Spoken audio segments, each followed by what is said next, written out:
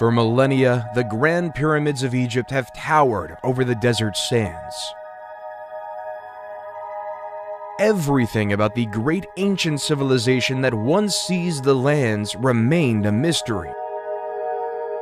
That is, until July 19th, 1799. A French soldier discovers a large stone about 35 miles east of Alexandria during Napoleon Bonaparte's Egyptian expedition, unearthing a written language that had been dead for thousands of years. The translations would prove to be the key to unlocking the secrets of an entire civilization.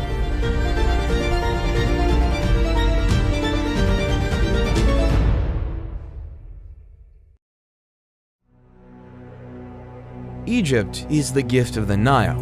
That's what Herodotus, the father of history, said. Since the Nile is the lifeline, as it provided Egypt with water for the cultivation of crops, which led to the burgeoning of civilization all along the length of the Nile Valley. The river strip that divided the Egyptian territory into two parts provided a favorable environment for the rise of civilization when the Nile Valley began in the Miocene times, cutting it into its current shape. The various geographical resources effectively contributed to the state's foundation. As a result of the annual floods that spread the fertile soil to the east and west over the centuries, mud deposits built up. When the water recedes and flows along its banks, the agricultural year begins, making Egypt one of the first agricultural communities that ever existed in human history. At the end of the Paleolithic era, there was a widespread production of arrows, harpoons, querns, sewed skins, boneworks, and pottery. Carbon-14 tests, on the other hand, were used by researchers to demonstrate that corn was harvested in a Neolithic silo on the edge of Fayum between 4600 and 4250 BC. Later, people built shacks and huts out of reeds and solid mud and sowed corn on the muddy soil of the Nile marshes. Ancient Egypt was divided into two territories, Upper Egypt and Lower Egypt. Lower Egypt lay to the north, where the Nile extended out with its several branches to form the Nile Delta. Upper Egypt, which stretched to Aswan, was to the south. The two kingdoms were united around 3000 BC by King Narmer, but each retained its regalia, the Hedjet or white crown for Upper Egypt and the Deshret or red crown for Lower Egypt. As a result, the pharaohs were known as the rulers of the two lands, and they wore the Shent, a double crown with each half denoting sovereignty of a different land.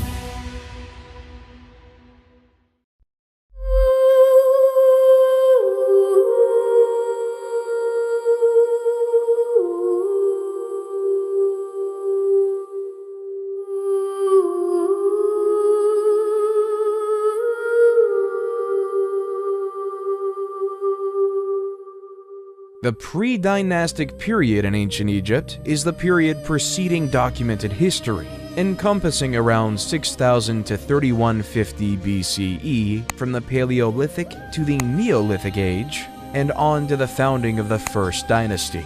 While there are no written records from this period, archaeological digs in Egypt have unearthed items that convey their tale of the Nile River Valley's cultural history. The pre-dynastic period is called by the regions or ancient city sites where these artifacts were discovered, rather than the cultures that lived there. The Halfen culture thrived circa 30,000 BCE in the area between Egypt and Nubia, giving birth to the Cadon and Sibyllian cultures around 10,000 BCE, and the Hierophant culture. All of these cultures are hunter-gatherer societies that gradually grew more sedentary and settled into more permanent settlements based on agriculture. The Fayum Oasis is a natural basin located southeast of the Giza Plateau that gave home to the Fayum A civilization during 9000 to 6000 BCE. These people lived in the vicinity of a vast lake and made their living through agriculture, hunting, and fishing. The people of Fayum constructed reed homes with subterranean basements for food storage, Cattle, sheep, and goats were domesticated, and basketry and pottery production flourished. During this period, tribal chieftains assumed positions of power, which may have been passed down to the next generation in a family or tribal unit. Communities went from tiny tribes traveling together to large groupings of diverse tribes living in the same region all the time. The Fayum-A culture gave rise to the Merimde during 5000 to 4000 BCE, which was named from artifacts discovered at the location of that name on the western side of the Nile Delta. The majority of Egyptians were farmers, and agriculture was the basis of the dynastic Egypt economy, and farmers relied on the annual summer floods to grow their crops. We know that the first Egyptian farmers were hunter-gatherers. They planted crops such as wheat, lentils, barley, flax, and peas, in addition to herding animals.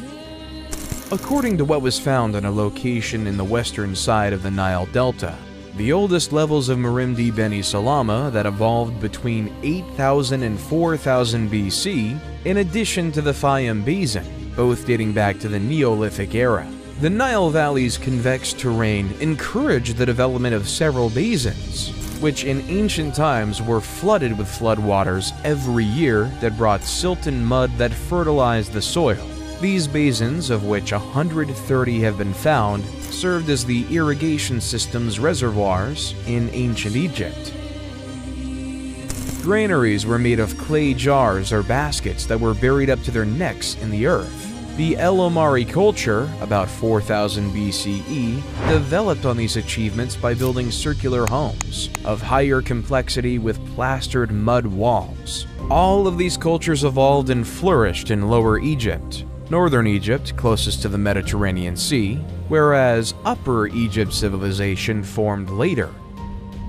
The inhabitants of the Badarian culture lived in movable tents, like their ancient forefathers, but preferred fixed homes. Following the Badarian period came the Amratian period, also known as Naqada I, which constructed more complex homes with windows and hearths, wattle and daub walls, and windbreaks around the main entryway. The practice of mummification began around 3500 BCE, where burial items were still left with the deceased. These developments were aided by the Girzian culture, also known as Naqada II, 3500 to 3200 BCE, which launched trading with other regions, inspiring changes in culture and art.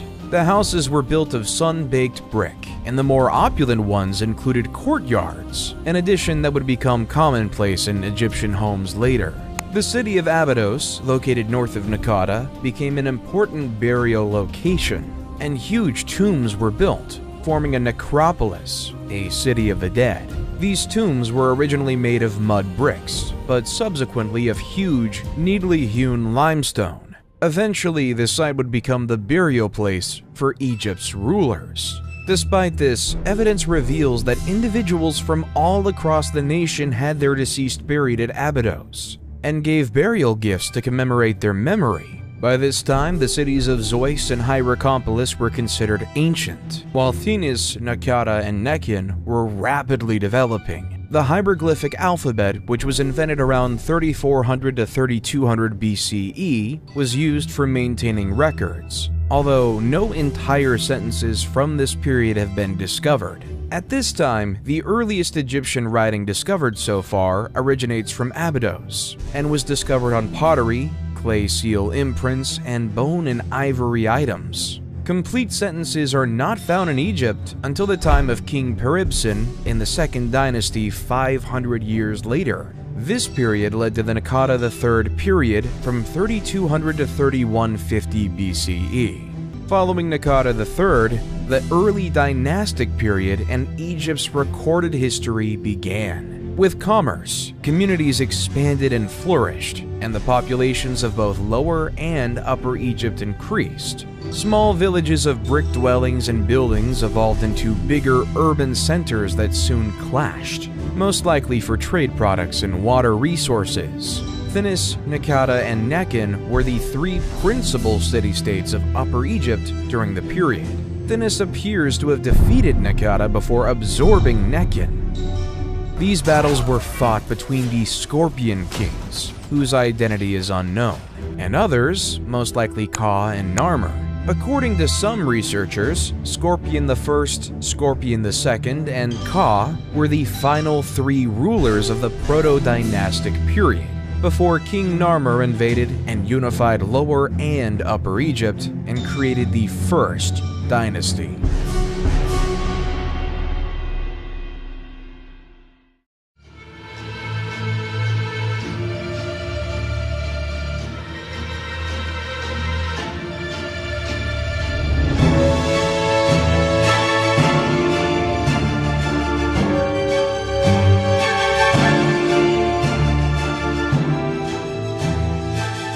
The early dynastic period in Egypt began in the years 3150 to 2613 BCE. This marks the beginning of the country's historical era in which Upper Egypt, the south, and Lower Egypt to the north were unified as one country under centralized authority. During this time, the divine rule of the monarch started, and a distinct Egyptian culture emerged, including the development of writing, arts, and sciences. Menes, the first king of Egypt, was a ruler of Upper Egypt, presumably from Thinis or Hierakonpolis, who defeated the other city-states around him before conquering Lower Egypt around 3150 BCE. Narmer married the princess Neithotep of Naqada in an arrangement to enhance the links between the two towns. He undertook military operations in Lower Egypt to quell revolts and expand his territory into Canaan and Nubia. He sponsored massive construction projects, and urbanization developed throughout his reign. Hor-Aha, Narmer's son, is assumed to have succeeded him in 3100 BCE, continuing his father's military expansion and increasing trade. He was notably interested in religion and the concept of the afterlife, and it was under his reign that the Mastaba tomb was built. Hor-Aha was replaced by his son Jur in 3050 BCE, who followed in his father's footsteps. His son Jet, about 3000 BCE, married Princess Mernith and is considered to have taken leadership of the nation after his death. It is uncertain whether she governed as regent for her infant son Den or as queen, but her reign is notable for being the first time a woman is recorded governing in ancient Egypt. Den, about 2990 BCE, is regarded as the greatest monarch of the First Dynasty and reigned for 50 years. His reputation as an efficient monarch stemmed from his economic advances, military conquests, and the stability of his rule, as proven by expensive construction projects and elaborate works of art. Den is the first monarch to be represented wearing the crowns of Upper and Lower Egypt, showing that he ruled over a unified nation. Den was succeeded by two additional monarchs, Enegib and later Semerkhet, both of whom had tough reigns marked by insurgency. The dynasty ended with the Ka's reign, during which his heirs struggled for the throne and were defeated by Hotep-Sekemui, who established the Second Dynasty. Internal strife and a lack of, or misunderstanding over, records ruined the Second Dynasty, 2890 to 2670 BCE. None of the Second Dynasty monarchs have reliable dates, and several of the kings' names appear to be repeats of earlier rulers. Hotep-Sekemui, which means two powerful ones at peace, is a prime illustration of this issue.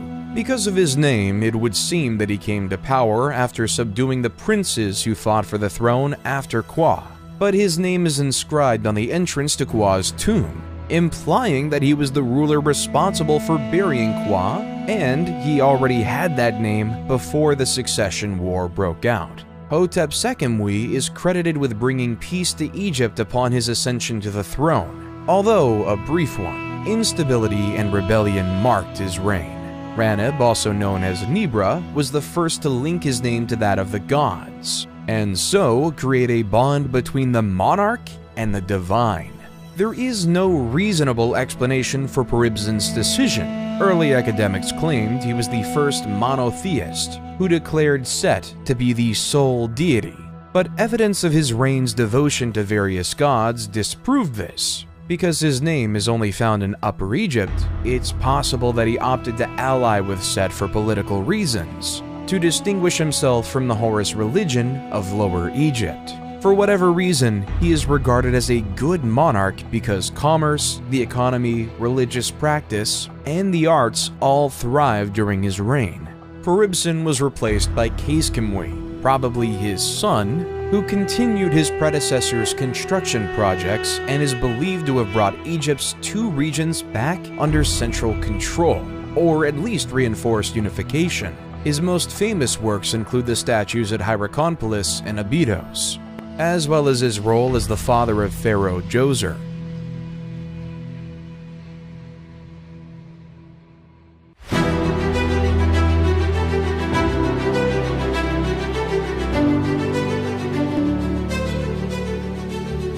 The Egyptian Third Dynasty starts with King Djoser, best known for his step pyramid at Saqqara. Manetho's timeline is hazy on who Sennacht was when he governed in the Third Dynasty and even his name. Sennacht's name is only known from the Abydos monarch list, the Turin Papyrus, and two reliefs discovered in the Mastaba tomb, number K2 at Beit Khalaf. Djoser erected so many monuments that historians have long assumed his tenure extended at least 20 years. He started military campaigns to Sinai and kept Egyptian unity, resulting in the stability required for his construction projects and the growth of the arts. Djoser's step pyramid at Saqqara is Egypt's first recognized pyramid, which was designed by his architect and vizier, Imhotep. Imhotep was a vizier, sage, architect, astrologer, and chief minister under Djoser, the second pharaoh of Egypt's Third Dynasty, who was later deified and worshipped as the god of medicine in Egypt and Greece, where he was associated with the Greek deity of medicine, Asclepius. He is thought to have designed the step pyramid in Memphis's Saqqara necropolis. This pyramid, which has 6 steps, is the world's oldest surviving stone monument. An inscription carrying his name on a statue of Djoser uncovered near the Saqqara pyramid site attests to Imhotep's high status in Djoser's court. The inscription includes titles such as the leader of the sculptures and the chief of the seers. Historical documents depicting Egyptian society and medicine throughout the Old Kingdom demonstrate that the main magician of the pharaoh's court frequently functioned as the nation's chief physician. The step pyramid started as a basic mastaba monument with a flat top and sloping sides, similar to many previous dynasties' tombs. The architect, Imhotep, on the other hand, had bigger plans for his king's eternal dwelling. The step pyramid is a succession of mastabas piled on top of each other, each step slightly smaller than the one beneath, to create a pyramid shape. Earlier mastabas were made of clay bricks, but the step pyramid was made of stone slabs with carved motifs of trees and reeds on them. When finished, the step pyramid stood 62 meters tall, making it the tallest building of its period. To deter robbers and secure the king's corpse and burial goods, the real chambers of the tomb were dug beneath the foundation, as a maze of passageways with rooms off the hallways. However, this strategy did not work because the tomb was robbed of all of its valuables, including the king's corpse. In antiquity, only his foot was discovered in the tomb. Nonetheless, the step pyramid's design and building epitomize the genius and vision of the Third Dynasty builders, who would later raise the buried pyramid and the layer pyramid, among many other structures and sanctuaries. These early visionaries established the foundations for the later true pyramids of the Fourth Dynasty, which have mesmerized and captivated people for millennia.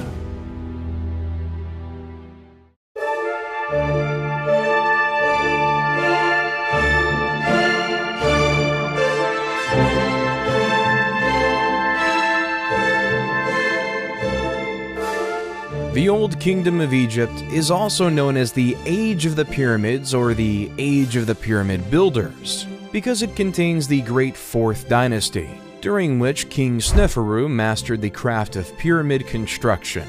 and the pyramids of Giza were built under the reigns of Khufu, Khafre, and Menkaure. The historical documents of this time, the 4th to 6th dynasties of Egypt, are sparse, and historians consider the history of the era as literally written in stone, and mainly architectural in that academics have been able to build a history through the statues and their inscriptions. The pyramids themselves provide little information about their architects, but adjacent funerary shrines and stelae provide the king's names and other significant information. In addition, carvings in stone discovered elsewhere during the period document different events and the dates on which they happened. Lastly, the mausoleum of the 5th dynasty's last monarch, Unas, contained the first pyramid texts, detailed drawings and writings inside the tomb that cast light on the religious views of the period.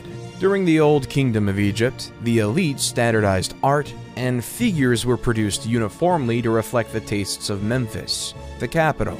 Although other art forms such as painting and literature exhibit more skill in the Old Kingdom, statues from the late early dynastic and early Old Kingdom periods are very comparable. The Old Kingdom's most famous works of art are the Pyramids of Giza and the Great Sphinx of Giza, both of which remain today. Although smaller structures were crafted with the same precision and beauty, in reality, Egyptians placed great importance on Old Kingdom art and architecture in later ages. Although all levels of society may have shared the same religious systems, social inequality persisted even after death. The only significant impediment to reaching an afterlife was being buried outside of Egypt. Egyptians thought that, to be reborn, they needed to be buried in Egypt. If they died abroad, their relatives went to tremendous pains to bring their bodies back for burial, so those correct funerary rituals could be performed and they could be buried in their native land, allowing them to enter the afterlife. To coordinate the labor force that constructed the pyramids at Giza and elsewhere during this time, unprecedented bureaucratic efficiency was needed, and this bureaucracy could only function under a powerful central authority. At the top of the pyramid that represented Egyptian society, the monarch stood. He was granted ownership of all of Egypt by the gods, at least in theory. The literate and illiterate classes were divided in the Egyptian social structure.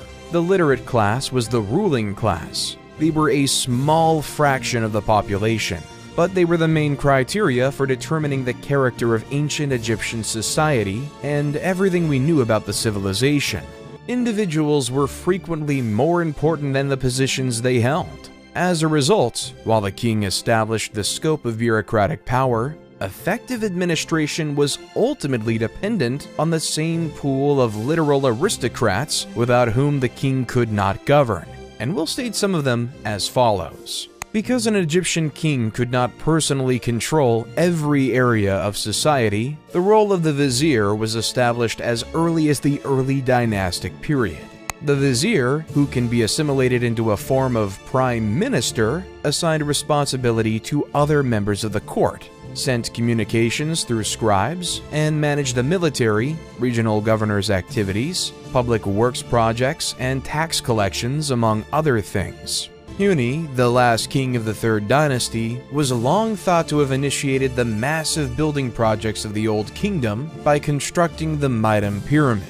But credit for the Mitam Pyramid goes to Sneferu, the first king of the 4th dynasty, who may have been Huni's son by one of his minor queens. Sneferu began the Old Kingdom's golden era, with his most noteworthy achievements being the 2 pyramids constructed for him at Dashur. Sneferu started his work with the pyramid at Mitam, known as the False Pyramid, due to its shape. It resembles a tower more than a pyramid, and its exterior casing is surrounded by a massive mound of gravel. The Pyramid of Mitam was Egypt's first real pyramid, but it did not last. This is because changes were made to Imhotep's initial pyramid design, causing the exterior casing to sit on sand rather than rock, causing it to fall.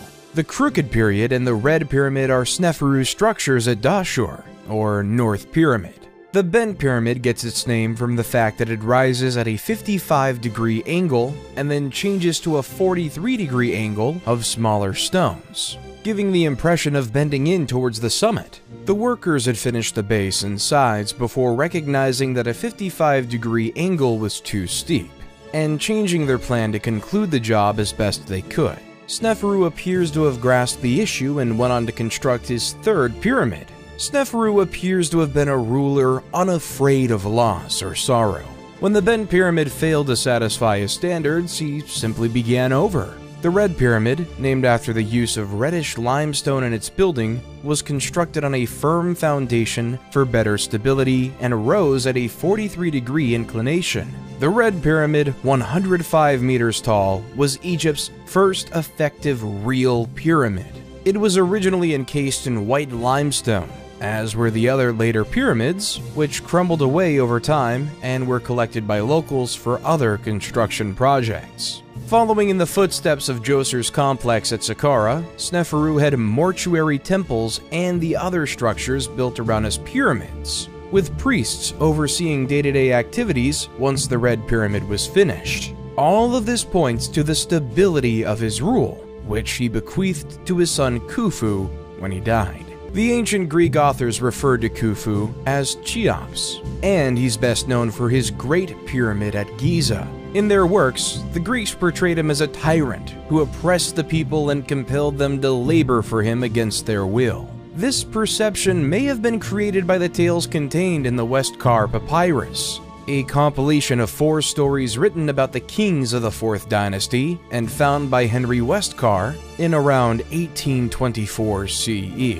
The papyrus contains 4 tales recounted by Khufu's sons, including one in which King Khufu summons a sorcerer who claims to be able to reconnect a decapitated head to a body. And some academics read his actions in requesting a demonstration as malicious or careless. During the reign of Khufu, Egypt became even wealthier as a result of his military battles against Nubia and Libya, as well as his lucrative trade deals with cities such as Byblos. He also invested in agricultural innovations to improve the livelihoods of his people. During his reign, the world's first documented dam was constructed in Wadi Jarawi, a mountain range west of modern Helwan. This dam improved water availability for farms and others in the town. The Great Pyramid of Giza is the final of the ancient 7 wonders of the world, and a distinguishing emblem of Egypt. It is situated on the Giza Plateau near the modern city of Cairo, and was constructed over 20 years during the rule of Khufu. Although many hypotheses exist regarding the pyramid's purpose, the most generally acknowledged idea is that it was built as a tomb for the king. However, how it was constructed remains a mystery to this day. Historians continue to dispute the idea of ramps going around the outside of the building to move the blocks into position.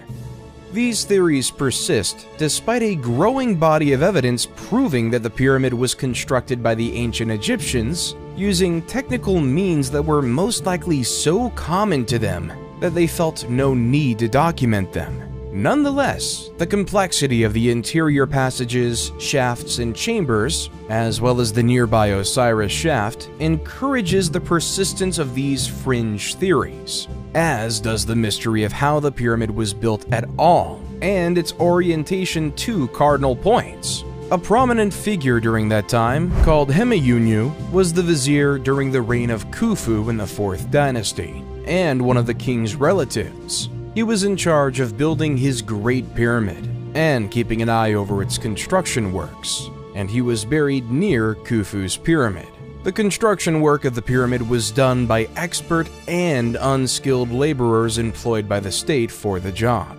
These employees either offered to pay off a debt, performed community service, or were paid for their time. The annual inundation of the Nile River was important for Egyptian survival because it distributed rich soil from the riverbank all across the shore's farmlands. However, it also made farming those lands impossible during the flood. During these times, the government supplied work for farms by constructing large monuments. These were the individuals who performed the real physical labor of moving stones, elevating obelisks, constructing temples, and constructing the pyramids that continue to amaze and motivate people today.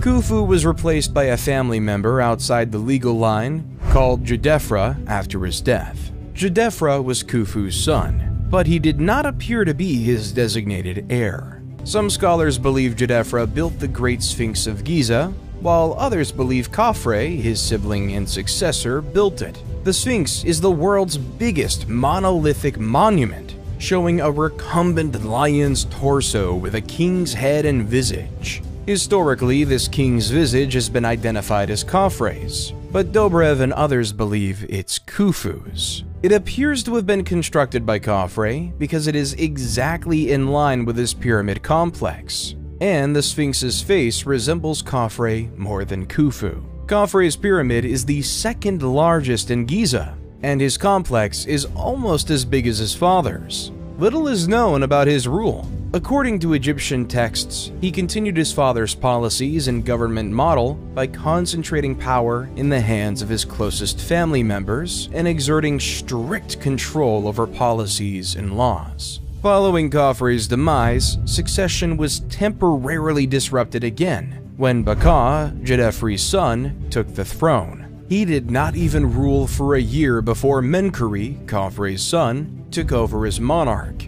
Both the Greeks and the Egyptian writings praise Menkaure. Menkaure, like his father and grandpa before him, started construction on his Giza pyramid and shrine complex. Menkaure's pyramid and complex are smaller than the other two, which represent a significant development in the history of the Old Kingdom, and one of the causes of its collapse. The resources required to construct the Great Pyramid were no longer accessible during Menkaure's period, but he did his best to establish an everlasting residence on par with his father's and grandfather's. Khenra, Menkaure's son and designated successor, perished while this pyramid was being constructed, upsetting the dynastic succession, and Menkaure died before the pyramid complex was finished. Despite reigning for 30 years, he was unable to finish the work of his predecessors, which many historians attribute to the dwindling resources at his disposal. Shepseskaf, Menkaure's successor, finished Menkaure's structure at Giza, but was buried in a relatively modest mastaba at Saqqara. As previously stated, the monarchs diverted immense resources to their funerary structures and buildings, but these temples and sanctuaries were increasingly under the authority of the priests who managed them, rather than the king. Although the Giza Plateau is now an old, sand-swept location on the outskirts of Cairo, it was a city of the deceased, inhabited by the living who tended to it during Menkaure's time. Giza had priests' houses, shrines, worker accommodations, stores, factories, breweries, and all the amenities of a small metropolis. The civilian life in ancient Egypt was very active.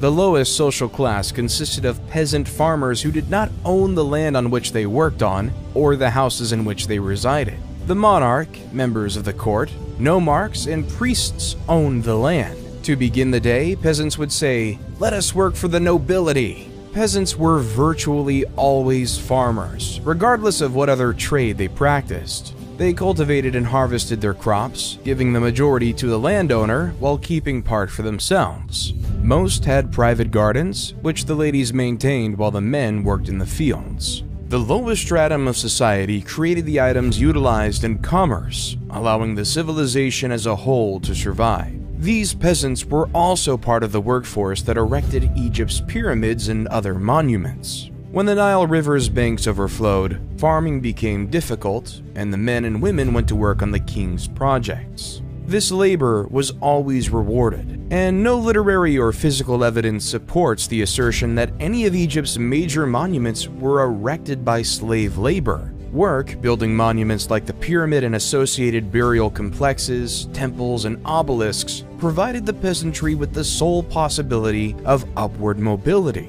Skilled painters and engravers in particular were in high demand in Egypt, and were paid more than unskilled laborers who merely hauled the stones for the construction from one location to another. Peasant farmers might also raise their status by learning a craft and producing the vases, bowls, plates, and other ceramics that people need. Skilled carpenters could make a fortune by making tables, desks, chairs, beds, and storage chests, while painters were needed to decorate upper-class dwellings, castles, tombs, and monuments. Brewers were likewise held in high regard, and breweries were occasionally controlled by women. They appear to have been operated on by females in early Egyptian history. Beer was the most popular beverage in ancient Egypt, and it was commonly utilized as a kind of recompense. 3 times a day, workers on the Giza Plateau were given a beer ration. The deity Osiris was said to have provided the drink to the people, and breweries were overseen by the goddess Tenene. Marriages were more secular than religious in ancient Egypt. The parents planned the majority of weddings in any of the classes. Girls were often married at the age of 12, and boys at the age of 15. Royal offspring were frequently promised to foreign monarchs as babies to seal treaties. The ancient Egyptians' lives were not all labor. They found plenty of time to have fun by participating in sports, board games, and other activities. Hockey, handball, archery, swimming, tug-of-war, gymnastics, rowing, and a sport known as water jousting, which was a sea battle played in small boats on the Nile River in which a jouster tried to knock the other out of his boat, while the second team member maneuvered the craft, were all ancient Egyptian sports. The festivals of ancient Egypt were individually distinct in their own right, depending on the nature of the occasion, but they all had one thing in common: drinking and feasting. The Egyptian diet consisted mostly of grains, wheat, and vegetables. The meat was incredibly expensive, and only royalty could afford it. The 4th dynasty ended with Shepsekhof's brief reign, and the 5th started with much less hope. The 5th dynasty is known as the Sun Kings dynasty because so many of their titles contain the name of the deity Ra, usually given as Re. The first 3 of these rulers, Userkaf, Sahur, and Kakai, would later be memorialized as divinely chosen in the Westcar papyrus tale, The Birth of the Kings. The dynasty starts with King Userkaf, but a lady called Kenkaz, most likely a daughter of Menkor, appears prominently in the Egyptian texts as mother of 2 kings of Upper and Lower Egypt, though it's unclear who those monarchs were. Her monument is the 4th pyramid at Giza, and she was a significant person.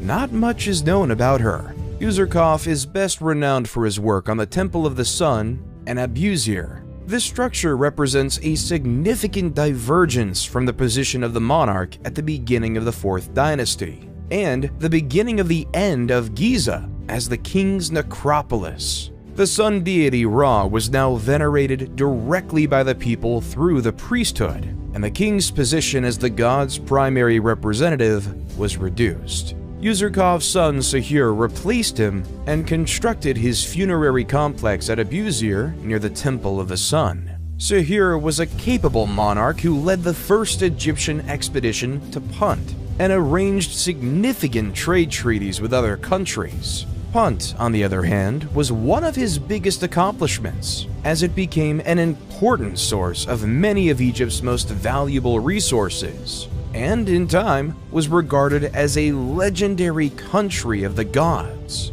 Sahur constructed his own temple to the sun in Abusir and was the first to use palmiform columns in the building, which would later become the norm for columns throughout Egypt. Sahur's war exploits and cautious resource management enriched the nation, as demonstrated by the intricate work done on his mortuary complex and the inscriptions discovered. His son, Neferkare Kakai, succeeded him. Inscriptions suggest he was a good king and well-regarded, but little is known of his tenure except that the priesthood got even more dominant during his control.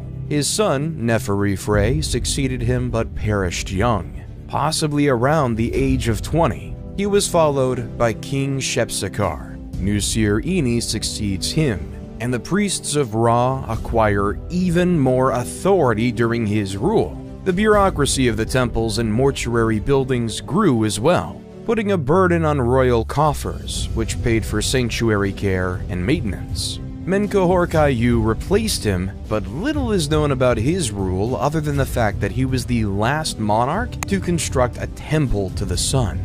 Djedkaraisi replaced him in the late 25th to mid-24th century BC. The roots of Djedkaraisi are unclear. He's not regarded as Menkaure-Khayu's son, but he may be connected. To keep the economy stable, he reforms the administration and the clergy extensively during his rule. Djedkaraisi refused the customary practice of erecting a shrine to the sun deity and decreased the number of clerics required to maintain funerary structures. He also arranged the Second Punt Expedition, which enriched Egypt and reinforced relations with Punt. The most important element of Djedkaraisi's reign, however, was the decentralization of the government in Memphis, which gave local authorities more authority. Djedkaraisi was replaced by his son Unas, the reign of whom is little documented. Unas was the first Egyptian king to have the interior of his tomb decorated and inscribed with what became known as the Pyramid Texts. These inscriptions depict the king in communion with Ra and Osiris.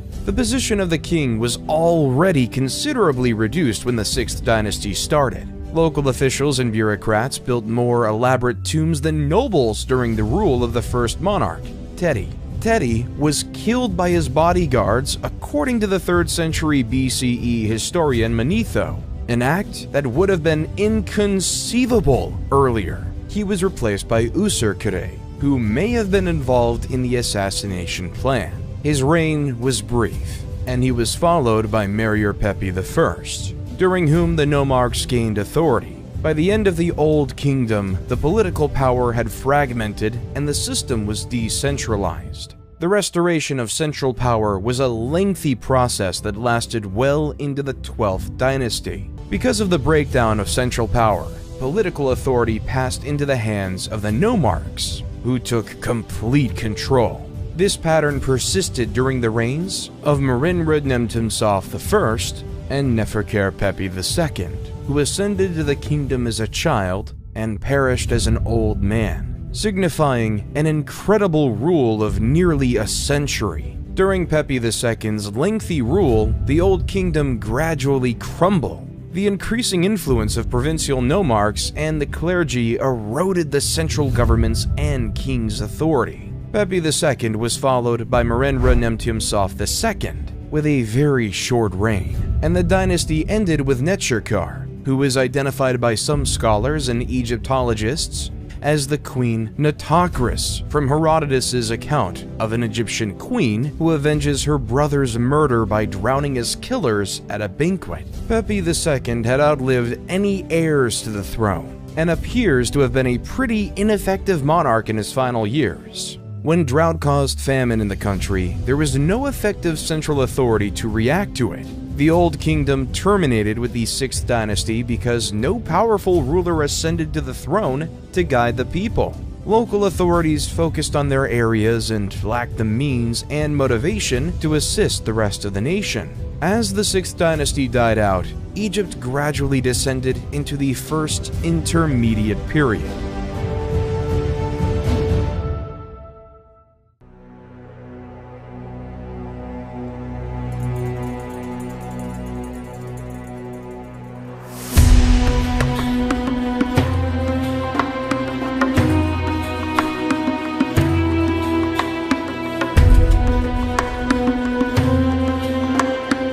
The First Intermediate Period is marked primarily by a rise in the authority of provincial administrators of distinct areas, and a decline in the power of the central government at Memphis. The great structures of the Old Kingdom on the scale of Giza's pyramids were no longer constructed within the First Intermediate Period because there was no strong central sovereign to order and pay for them, and no administration to coordinate the large workforce. The cultural image that comes from a study of historical data does not support a chaotic, dark era, but rather a different social and political model than what had come before. There is some historical evidence for the claim of unrest and claimed disorder, which stems from the absence of a single powerful central government.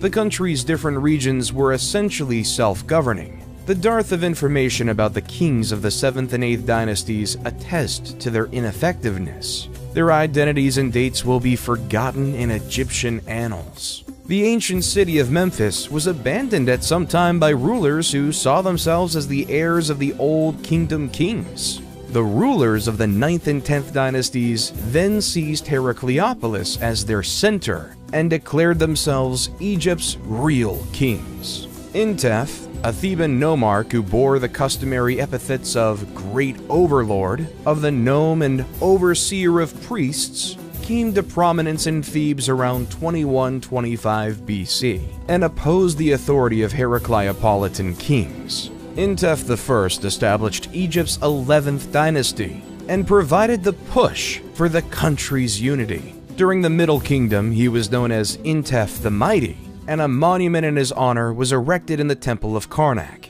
And this was the way leading to the beginning of a new era, which was the Middle Kingdom.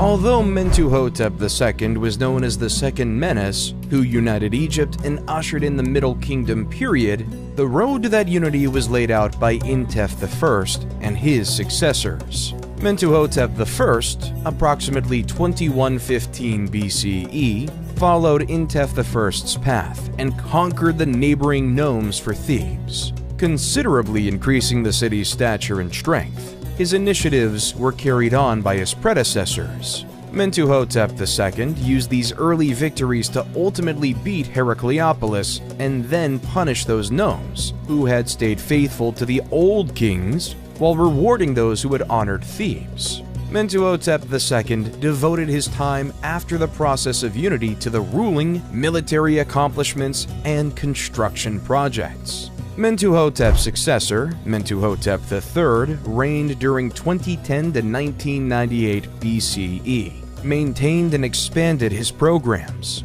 He dispatched an army to Punt and strengthened the northern delta's borders. Mentuhotep IV replaced him. His entire 7-year rule is silent, but he most likely continued his predecessor's policies effectively because the nation is thriving when Amenemhat replaces him as monarch. When Amenemhat was Mentuhotep IV's vizier and was sent with his mission to quarry stones for the king's project, he had an inscription made of the extraordinary events he witnessed. First, a gazelle gave birth on the stone selected for the king's sarcophagus top, indicating that the stone had been chosen correctly because it was endowed with fecundity and life. Second, an unanticipated rainfall descended on the celebration, revealing a well big enough to water the entire gathering. This inscription was later interpreted to mean that Amenemhat was chosen by the gods to become king, as the gods had allowed him to experience miracles. Amenemhat I abandoned Thebes for unknown reasons and established his seat and court in Ititawi, south of Memphis. Amenemhat I's successor, Sennacherib I, 1971 to 1926 BCE, improved the country's infrastructure and initiated the kinds of grand building projects that had characterized the Old Kingdom and represented the king's power, including a temple to Amun at Karnak, which sparked the construction of the Great Temple complex there. Amenemhat I had followed in the footsteps of Intef II and Mentuhotep II by restricting the authority of local nomarchs and priests, and giving power only to those most trusted in the family. Sennacherib I continued the same strategy.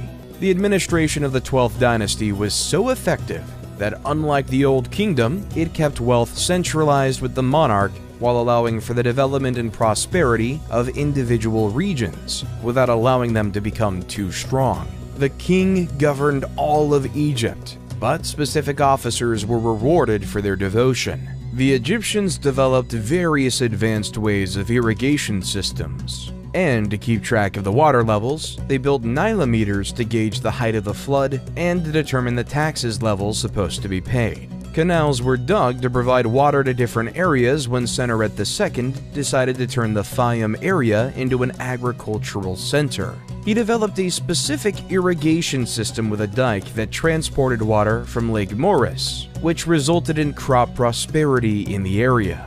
He was also behind the construction of the White Chapel, a building important to historians and academics because it contains a record of all the nomes of the period. Senusret I was followed by Amenemhat II, 1929 to 1895 BCE, who may have governed alongside him. The practice of co-regency was unique to the Middle Kingdom, in which a younger man, the monarch's selected heir, usually a son, would govern alongside the king to learn the position and guarantee a seamless transfer of power. Scholars disagree on whether this practice was truly followed, though there is no question that it was followed by Amenemhat II and his successor Senusret II, 1897 to 1878 BCE. Double dates for two rulers on official cartouches indicate co-regency. Amenemhat II's reign is little known, but Senusret II is noted for his excellent ties with the regional nomarchs and improved prosperity of the nation. It's worth noting that during Senusret II's rule, local officials thrived just as they had at the end of the Old Kingdom, but this did not cause the kingdom the difficulties that it had previously. Senusret II was followed by Senusret III, 1878 to 1860 BCE, the most potent monarch of the period, whose reign was so prosperous that he was deified during his lifetime. His rule is characterized by military advancement into Nubia, as well as a rise in Egypt's riches and influence. Senusret III exemplified the Egyptian cultural value of military ability, and quick action was the pinnacle of the warrior king. He was thought to be unbeatable at the helm of his troops. His expeditions into Nubia widened Egypt's borders, and the fortifications he erected along the boundary facilitated commerce. He also conducted an expedition into Palestine, and as a result, trade ties with that area improved. And to control flood and direct irrigation waters, the ancient Egyptians built earth and stone barrages and dams, such as El Lahan Dam, which was erected during the reign of King Amenemhat III, who ruled in the 12th dynasty following the reign of Senusret III, as he wanted to make good use of the floodwaters for the irrigation system, and to protect the state from destructive high levels of inundation water.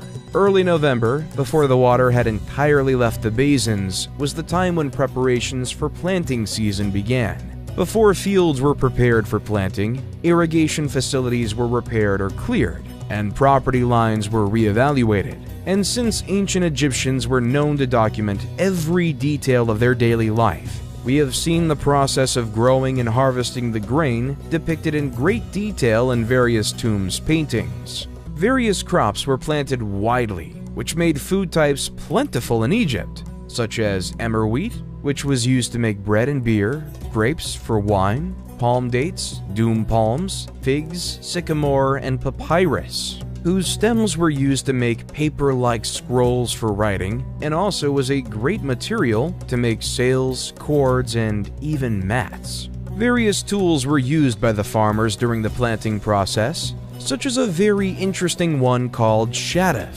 It's a hand-operated device used to lift water from the river, which consists of a long pole with a bucket hung on a rope from one end, and the other end has a weight attached to it. It was either used to fill jugs with water to transport them, or even to run water in small canals along ditches.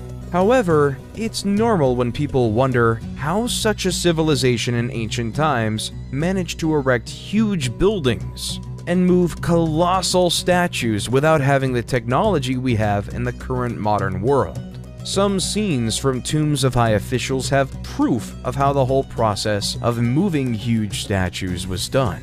Jehudi Necht was a nomarch of the 12th dynasty. He used to govern the 15th nome of Upper Egypt. He has a very interesting scene in his tomb of the transportation of a roughly 6.8 meter high monument of him by 172 people using ropes and a slide.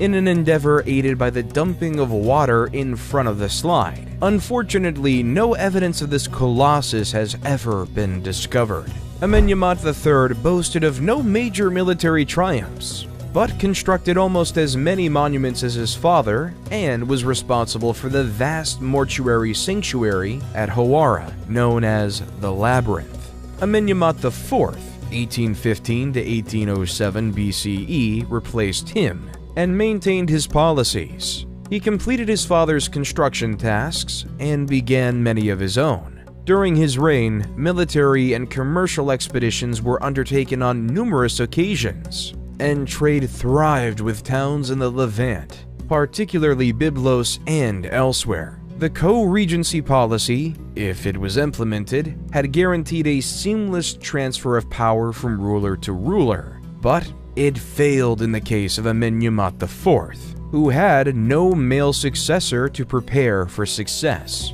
After his demise, the throne passed to his sister, or probably wife, Sobonefru, 1807 to 1802 BCE, whose rule is little known.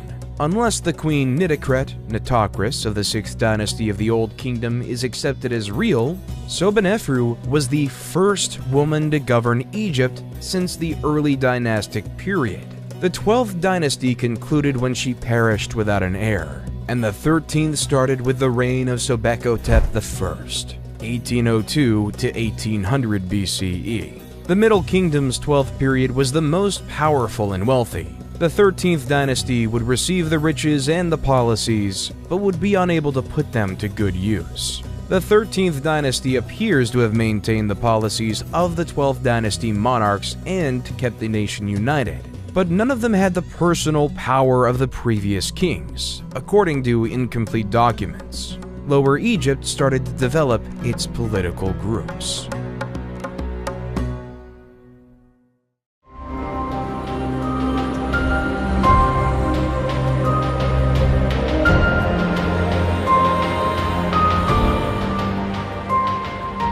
This era starts when the Egyptian rulers of the 13th dynasty relocate the capital from Tawai to Thebes, the former capital of the late 11th dynasty in Upper Egypt, thereby weakening their grip on the north.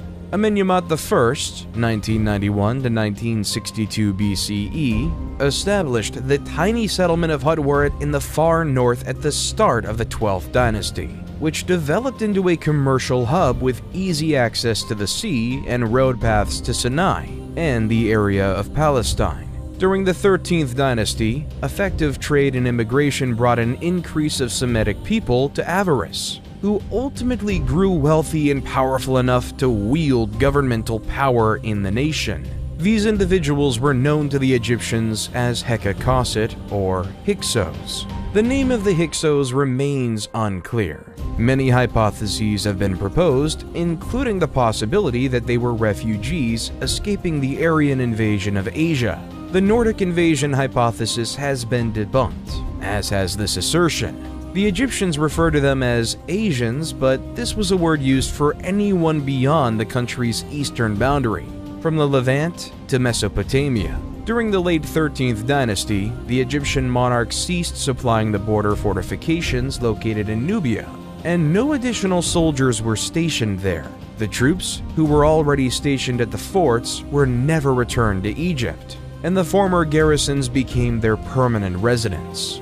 These troops served as commerce intermediaries between the Egyptian city of Thebes and the Kingdom of Kush. As the 13th dynasty neglected matters to the south, just as they were doing to the north, the Kingdom of Kush developed into a centralized power, with its capital at Kerma. Some of the ancient Egyptian fortifications along the border were destroyed at some time, presumably during an assault, though this is unclear. What is evident is that as Egyptian government in Thebes disregarded Kush's influence in the south, Kush's power increased, and the boundary became more flexible. The troops who had been left behind no longer saw it as their duty to protect against invasions, and had grown more acclimated to the role of traders than military men by this point. The monarchs documented for the latter portion of the 13th and 16th dynasties are non-Egyptians, or at the very least, do not have Egyptian names and are considered Hyksos rulers. Their timeline is muddled, and some names are only known from ceremonial items, while others are only known from pieces of kings' lists, making dating problematic. The Hyksos achieved economic dominance of the eastern delta and then pushed north, negotiating treaties and forging contracts with various nomarchs, governors, of other districts in Lower Egypt, until they had conquered a sizable amount of territory and could exert political authority. Once established in Avaris, the Hyksos elevated Egyptians to positions of power, adopted Egyptian customs and attire, and absorbed Egyptian deity worship into their own beliefs and ceremonies. The Hyksos monarchs established Egypt's 15th dynasty, but once they were evicted, the invading Thebans destroyed all traces of the Hyksos in Egypt. Only a few Hyksos rulers are known by name thanks to the ruins of inscriptions and other texts discovered at Avaris and elsewhere, including the best known, Apepi. Apepi was also known as Apophis, and had an Egyptian name related to the giant snake Apophis or Apep, the sun god Ra's nemesis. At the same time the Hyksos rose to prominence in northern Egypt, the Nubians rose to power in the south. The Middle Kingdom's 13th dynasty, like Lower Egypt's, had forgotten to pay attention to its southern frontier. Thebes remained Upper Egypt's capital, but instead of dominating the entire nation, it was wedged between the Hyksos in the north and the Nubians in the south. According to Manetho, Apepi of the Hyksos wrote to the Theban king, Seqenenrentah, 1580 BCE, "Do away with the hippopotamus pool to the east of the city, for it prevents me from sleeping day and night." The message was most likely about the Theban practice of hippopotamus hunting, which would have been insulting to the Hyksos, who worshipped Set and included the hippo in their religious observances. Tao, rather than complying with the request, saw it as a challenge to his autonomy and marched on Avaris. His mummy indicates that he was slain in battle, and this, together with the events that follow, reveals that the Thebans were vanquished in this fight. Tao's son Chamos took up the cause, lamenting bitterly in an inscription about having to pay the Asiatics taxes and dealing with outsiders to the north and south of him and his kingdom. He launched a huge attack on the Hyksos, destroying Avaris according to the narrative. Chamos reports that his attack was so fast and scary that it rendered the Hyksos women barren, and that he destroyed the city to the ground following the carnage. This tale appears to be exaggerated, as the Hyksos retained control of Lower Egypt 3 years after Chamos' invasion, and Avaris remained the Hyksos' stronghold. Chamos was succeeded by his brother Ahmose, who, according to the inscriptions, drove the Hyksos out of Egypt and destroyed their metropolis of Avaris. These events are described in the tomb inscriptions of another man, Ahmose son of Abana, a soldier who fought under King Ahmose, who describes the devastation of Avaris and the retreat of the remaining Hyksos to Sharawin in the Palestine region. Ahmose then besieged this city for 6 years until the Hyksos fled again, this time to Syria, although what happened to them after that is unknown. Ahmose I not only established the 18th dynasty, but also began the new Kingdom of Egypt, the age of the Egyptian Empire. The Hyksos were responsible for the formation of a professional Egyptian army of conquest, since Ahmose I, and those who followed him, sought to ensure that no foreign nation ever gained such dominance in their land again. The triumph that would become the new kingdom, a period of unprecedented prosperity and success in Egypt, is the legacy of the Second Intermediate Period. The 18th dynasty of Egypt, established by Ahmose I, would build some of the most renowned and memorable monuments since the Old Kingdom's pyramids, and expand Egypt's borders into a kingdom.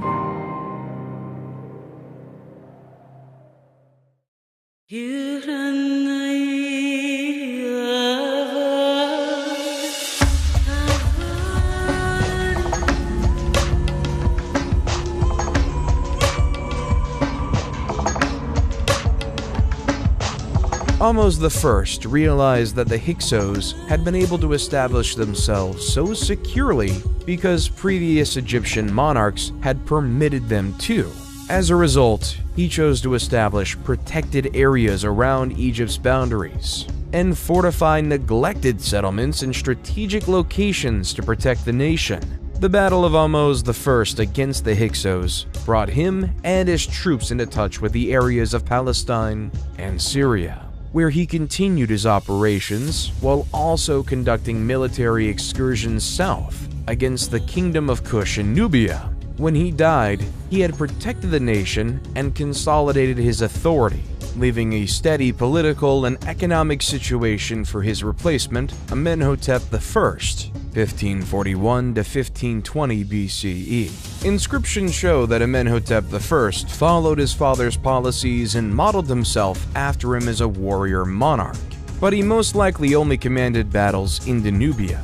There are no accounts of him conducting expeditions into Palestine or Syria, but he may have done so because those areas stayed secure during his and his successors' reigns. Thutmose I, 1520 to 1492 BCE, replaced him and immediately started wars to expand Egypt's reach. Thutmose I put down a revolt in Nubia that erupted soon after assuming the throne, personally murdering the Nubian monarch and suspending his corpse from the prow of his ship as a caution to other rebels. He then extended Egypt's control over Nubia further south before shifting his focus to Palestine and Syria.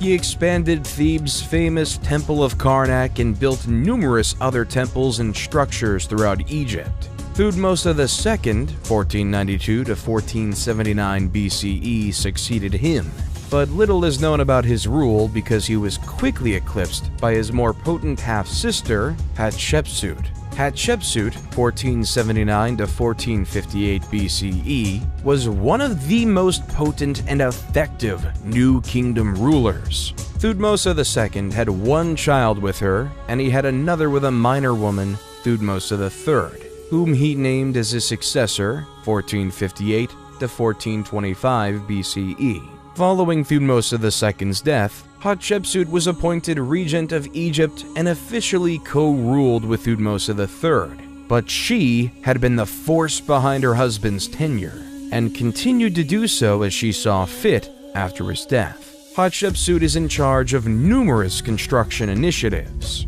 She conducted the most successful expedition to Punt, added her works to the temple at Karnak, and governed in harmony with Nubia to the south. Her construction undertakings were so beautiful and numerous that subsequent pharaohs claimed ownership of them.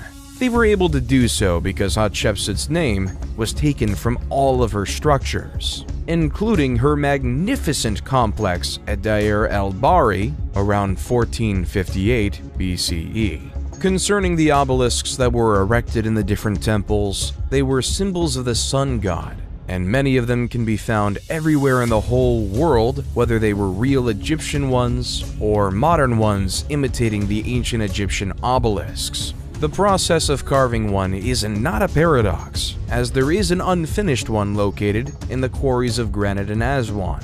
Hatshepsut commissioned its construction, probably to accompany what became known as the Lateran obelisk, which was originally at Karnak, but was later brought to the Lateran Palace in Rome. Thutmose III inherited a wealthy and secure country in 1458 BCE and wasted no time in improving it. Thutmose III establishes the Egyptian Empire, which his descendants would sustain. He defeated the neighboring countries and expanded Egypt's dominion further than it had ever been before, using the war chariot acquired from the Hyksos, bronze weaponry, and better strategies. Over 20 years, he led at least 17 separate military campaigns, subduing kingdoms from Libya to Syria and extending Egypt's authority in the south, from the region around Buin down to Kyrgyz. When Hatshepsut died, Thutmose III ascended to power. Believing him to be weak and inexperienced, the king of the Syrian city of Kadesh instigated a revolt in the Egyptian province of Canaan, which swiftly gathered support from other places aiming to dethrone Egypt. This coalition met in the city of Megiddo. Thutmose III marched his army from Thebes to Megiddo in northern Canaan, prudently choosing a narrow pass from the town of Aruna instead of the wider and easier routes to the city, and surprised his enemies by entering the Kina Valley behind their defensive positions and driving them from the field. Thutmose III had to lay siege to the city to seize it. Geneni, who was Thutmose III's commander and military scribe, naturally accompanied his monarch in war to put down the rebellion, and wrote a record describing the fight. Thutmose III was so taken by Jani's tale that he had sections of it written on the walls of the great temple of Amun at Karnak, and, to a lesser extent, elsewhere. Geneni begins by describing why the writing on the temple's walls exist. He then goes on to explain the campaign and its motivations. The wretched adversary referenced on several occasions is the king of Kadesh, who started the revolt and gathered the armies against Egypt. But it is also used to refer to everyone who joined the rebellion at times. Following the Battle of Megiddo, Thutmose III would subdue and punish those who took part, capturing not just Kadesh, but also all of Syria and the Mitanni territories in Mesopotamia. He was succeeded by his son Amenhotep II, 1425 to 1400 BCE, who inherited and built on his father's powerful and safe kingdom. He was not a warrior king, but he did order many construction projects and signed peace treaties and commerce deals with other countries, such as Mitanni. Thutmose IV, 1400 to 1390 BCE, his replacement, carried on his programs. Based on readings of his renowned Dream Stele, which recounts the tale of how he came to the kingdom, Thutmose IV is regarded as a usurper, although he is the legal son of Amenhotep II. He's best known as the king who rebuilt Giza's Great Pyramid. He is followed by Amenhotep III, 1386 to 1353 BCE, who is regarded as one of Egypt's most effective and powerful rulers. Amenhotep III ruled Egypt at a time when it was at its artistic, political, and fiscal apex. His reign was one of the most opulent in Egyptian history, and he frequently used his riches to persuade other nations to do what he desired.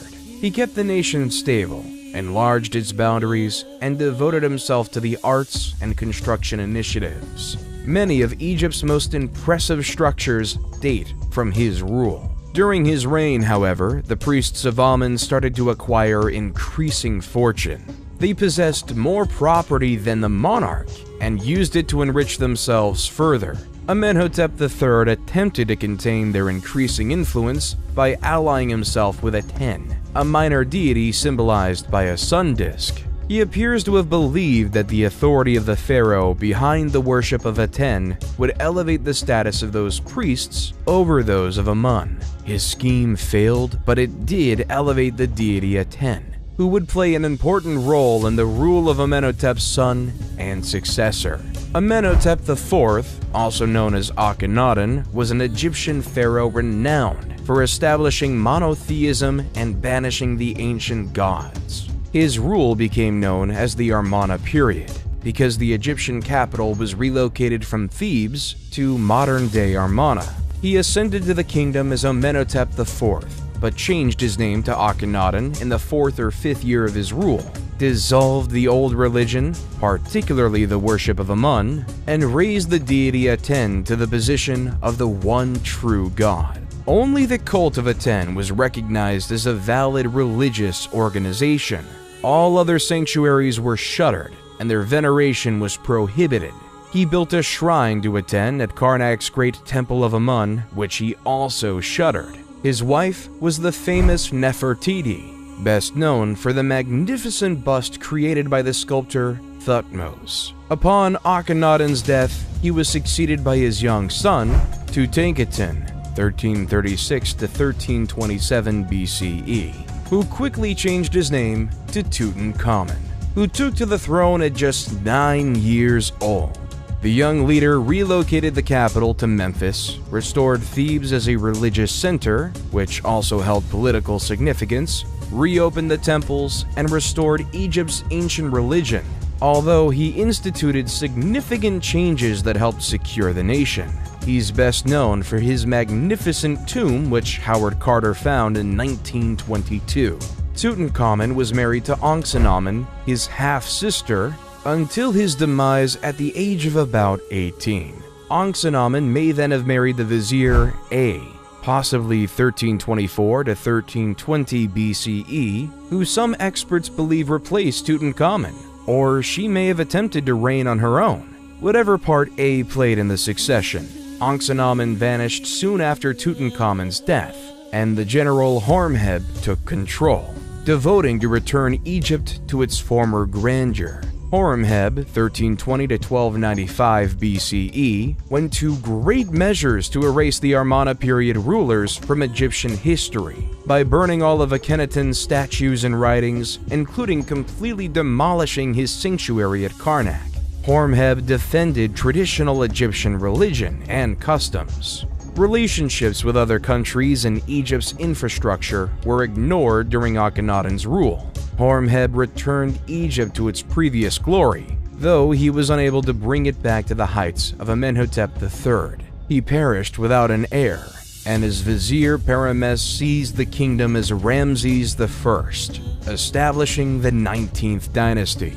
Ramses I was an elderly man when he ascended to the kingdom, and he swiftly named his son Seti I as his successor. Ramses I resumed Horemheb's task of rebuilding Egypt's sanctuaries and shrines, as well as adding to the vast Temple of Amun at Karnak. He gave Seti I the authority to lead military missions to reclaim areas lost during Akhenaten's rule.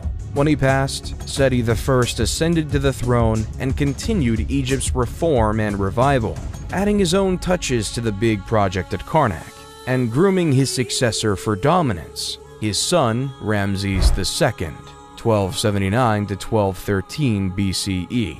He is the most well-known pharaoh of Egypt today. Ramses II governed Egypt for 67 years, and the magnificent temples and monuments he constructed in celebration of his conquests and accomplishments still stand as a testament to the wealth of his reign. There is hardly any ancient Egyptian site that does not mention Ramses II, and the story of his triumph in the Battle of Kadesh in 1274 BC is legendary. However, one of his greatest acts as pharaoh was not one of battle, but one of peace. The forging of the first peace treaty in history. Anatolia's Hittites had been gaining prominence since the 2nd millennium BC, and by 1530 BC they had surpassed Babylonia as a notable nation, and they were putting Egypt to the test. Letters of intent had been addressed to the 18th dynasty's king Akhenaten, but he had never responded or taken note of Hittite activities along his boundaries. Horemheb had waged unsuccessfully against the Hittites, who had grown even more strong by the time of Tutankhamun, Akhenaten's successor, and were daring enough to garrison districts on or near Egypt's borders. When Horemheb became pharaoh in 1320 BCE, he initiated a more forceful campaign against the Hittites and secured Egypt's frontiers, although the problem of the Hittite invasions was never fully overcome. Seti I had gained Palestine and Kadesh for Egypt, but happy with the victory, had made no plans for the city's defense. Now, Ramses II of the 19th dynasty had to cope with the problem of the Hittite invasion, and gathered his forces at Pur-Ramses in 1274 BC to remove the Hittites from Kadesh and weaken their army. Riding in his chariot at the head of 4 divisions, 20,000 soldiers, Ramses II marched his first division so quickly that he soon outdistanced the other 3. Near Kadesh, 2 Bedouins were apprehended and asked about the whereabouts of Muwatalli II and his army, to which they replied that the army was nowhere near Kadesh and that Muwatalli II feared Egypt and the young king.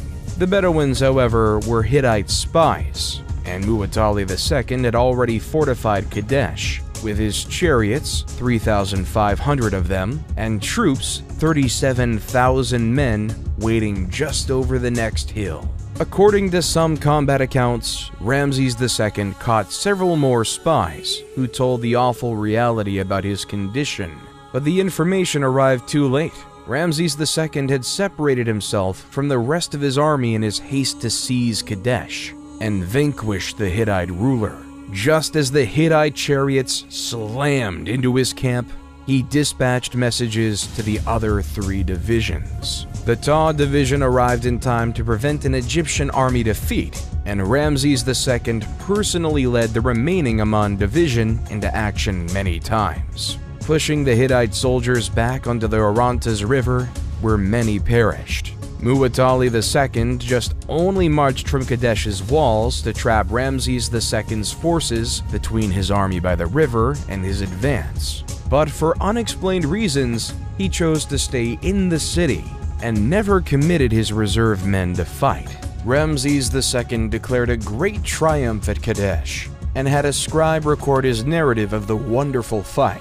Muwatalli II's version differed significantly, most notably in claiming Kadesh as a Hittite victory. While Ramses II did not capture the city, he did break the Hittite army on the field. And while Muwatalli II kept possession of Kadesh, he did not destroy the Egyptians as he had intended. Meren-Ptah was Ramses II's 12th son, and not his designated successor. He only became pharaoh because all of his siblings had perished during their father's lengthy rule. Meren-Ptah soon adopted his father's image of a warrior monarch, defeating the Libyans in combat and repelling an attack on the Sea Peoples. His description of his exploits include the well-known Meren-Ptah stele, which contains the first reference to the Israelites as a tribe. Going forth to the 20th dynasty, Ramses III was the new kingdom's last powerful king. After Horemheb restored the ancient faith, the priests of Ammon's authority grew steadily, drawing income and influence away from the monarchy. Throughout the Ramessid era of the 20th dynasty, the condition deteriorated. The concept of having a war was existing as the threat of the people was remarkably increasing, which forced Ramses III to declare war over them. The nationality of the Sea Peoples is unknown because the only records of their activities are from Egyptian sources that only describe them in the terms of battle, such as the record from the Tanis stele, which reads in part, "They came from the sea in their warships, and none could stand against them." This is characteristic of Egyptian allusions to these enigmatic invaders. Ramses II, his son and successor Meremptah, and Ramses III are the 3 great pharaohs who chronicle their struggles and triumphs against the Sea Peoples. All claimed huge victories over their opponents, and their inscriptions include the most extensive documentation of the Sea Peoples. During the time of Pharaoh Ramses III, the Sea Peoples invaded and destroyed the Egyptian commerce hub at Kadesh, and then attempted to invade Egypt again. They began their operations with swift attacks along the coast, before pushing toward the delta. In 1180 BC, Ramses III subdued them, but they returned in force.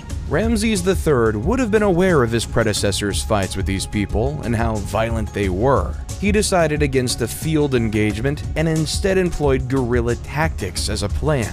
He set up ambushes around the coast and along the Nile Delta, and his archers were especially efficient, putting them camouflaged along the beach to shower down arrows on the ships at his signal.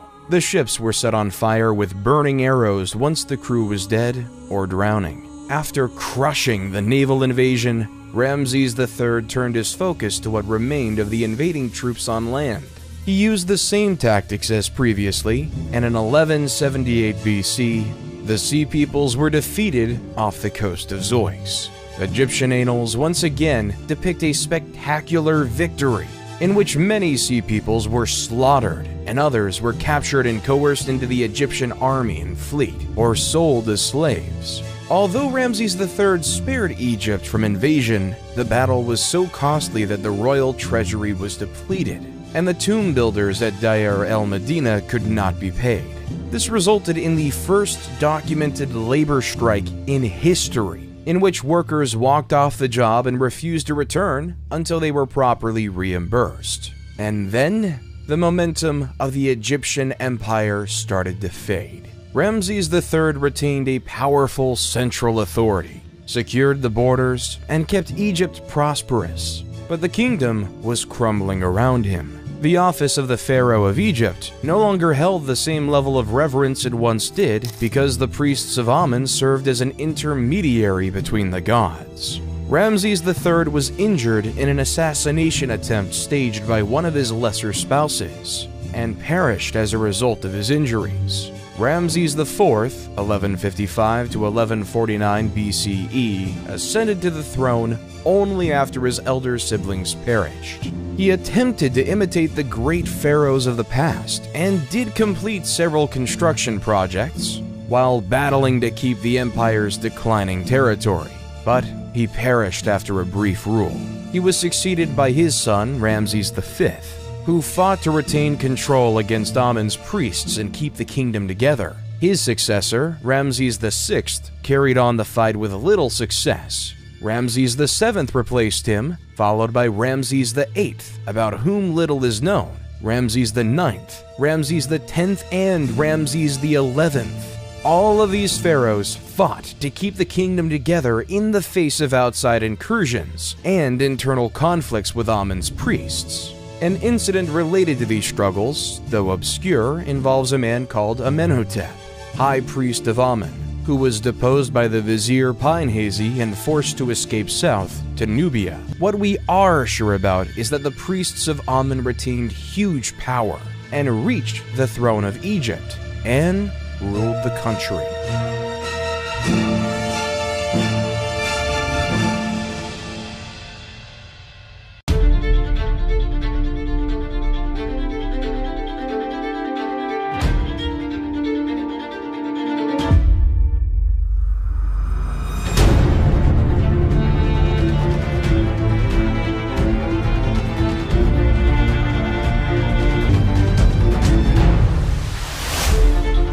Smendes, 1077 to 1051 BCE, a ruler of Lower Egypt who governed from Tanis, interred Ramses XI. Following the Egyptian custom, a monarch was buried by his successor, and Smendes asserted his legal right to govern by relocating the capital from Per-Ramses to Tanis. However, by this time, the priests of Thebes had grown strong enough to assert their authority to rule, and the nation was divided between Tanis's control over Lower Egypt and Thebes's rule over Upper Egypt. Contrary to popular belief, this split did not end in civil conflict or internal strife. Smendes was strong enough to be noticed, but he only controlled Lower Egypt, and not much of it. He governed around the same period of Thebes' high priest Herihor, who reigned from around 1080 to 1074 BCE. Herihor was a general of the troops, as were all Amun's high priests, but he had little impact outside of Thebes. This would be the dominant model for the majority of the Third Intermediate Era. Individual nomarchs were strengthened at the cost of either part of the central government, as in the First Intermediate Period, and both Tanis and Thebes failed to exercise any major influence over the nation as a whole.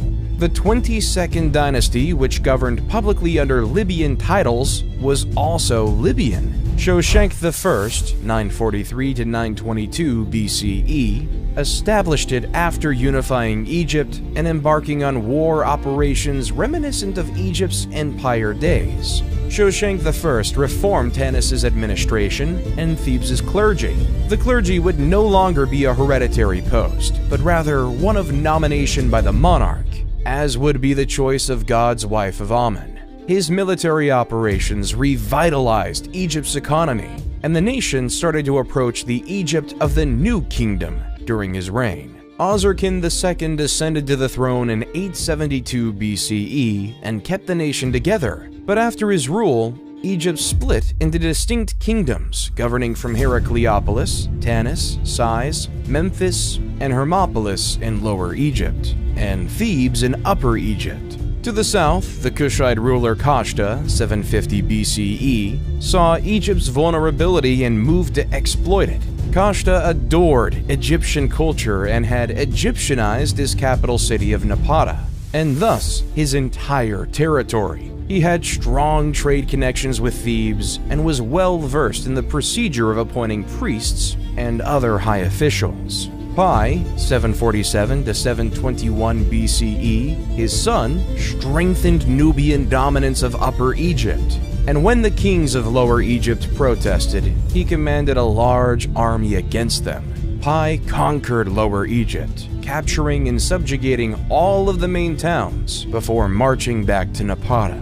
Egypt was now legally under his rule, but he allowed the Lower Egyptian kings to regroup and re-establish their power. These buffer zones diminished during the Third Intermediate Period, and Egypt lost its prior strength. But there were still countries on its boundary, such as Judah and Israel, that served the same purpose. The subjugation of those areas by Shoshenq I pushed Egypt's boundary up against the Assyrians, with no buffer in between. Moving forth to the 26th dynasty, Psammetichus I was a powerful ruler who instilled in his people the grandeur of Egypt's past by restoring it through massive projects, renovations, restorations, and military feats. His son Necho II, 610 to 595 BCE, continued his father's legacy by conducting military battles, ordering construction projects, and expanding the military. The Egyptians were never great seafarers, and Necho II recognized this by establishing a fleet of Greek mercenaries, which proved quite successful. Necho II is regularly portrayed as a great warrior and military commander who strengthened the nation he had inherited. During the reign of Amasis II, he was successful in reforming government spending while also stimulating the economy and directing war operations. Egypt came together behind his leadership and thrived once more, with a thriving economy, secure boundaries, and prosperous commerce. Building projects, temples, and other works of art were finished, and Egypt's reputation regained some of its lost lusters. He was replaced by his son Psammetichus III, 526 BCE, who was a young and inexperienced king who was ill-prepared for the difficulties he faced. Cambyses II, the Persian monarch, had sent to Amasis asking for one of his daughters as a bride. But Amasis, not wanting to obey but also trying to prevent confrontation, sent Apries' daughter instead, who was his predecessor. This former Egyptian princess was profoundly offended by Amasis' choice, particularly since it had long been Egyptian policy not to transfer noble women to foreign monarchs as wives. When she arrived at Cambyses II's palace, she disclosed her true identity, and Cambyses II vowed to revenge Amasis' slander by sending him a fake bride.